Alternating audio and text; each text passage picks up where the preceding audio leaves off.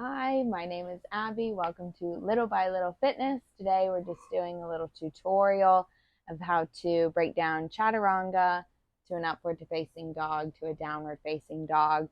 I teach these in every single class that I have basically, and it's a wonderful sequence to build strength through the upper body, through the core, through the lower body. But oftentimes I see people doing it incorrectly, and I want you to just practice what you'll eventually do. I want you to build good form from the ground up, starting at square one. And so I want to just run through that with you really quickly. So to start, you'll come into a tabletop position, walk the legs back, tuck the toes. The heels are stacked over the toes.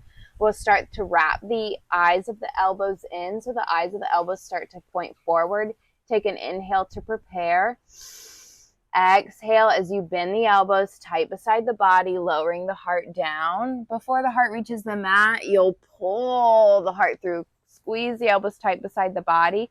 Press in the tops of the feet to keep the knees lifted. Drop the head back. And then you'll exhale, bringing the chin to the chest, rolling over the tops of the feet, meeting in a downward facing dog, gazing towards the navel. So let's drop to the knees and break that down. So if you notice when you do it in class or maybe in your practice, if you notice that you start to bend the elbows out wide and the kind of head starts to hang and sink low and you kind of plop to the mat, we want to back off the posture. So let's build good form. So if that's the case for you, I would like for you to drop to the knees.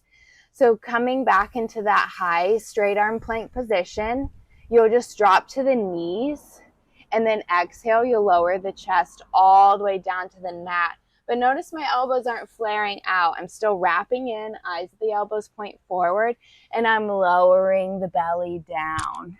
Keeping the elbows tight, press into the tops of the feet. Inhale, lift up. So pressing into the tops of the feet, elbows are still tight beside the body, squeezing the shoulder blades back, lifting the gaze. And then bringing the chin to the chest, you'll press into the hands, send the hips back towards the heels, tuck the toes, meeting in a downward facing dog. And in your downward facing dog, if your heels don't quite touch the floor yet, just bend the knees, press into the hands, and send the chest towards the thighs, gazing towards the navel. So that's a way to break it down. As always, I encourage you to try the full version, but if you notice your form is compromised, if your elbows are growing wide and it just feels a little heavy or sloppy, feel free to drop to the knees. You want to keep practicing in a way that you'll progress. So little by little, hang in there, do the work, keep coming back, and I'll see you on the mat next time. Have a wonderful rest of your day. Namaste.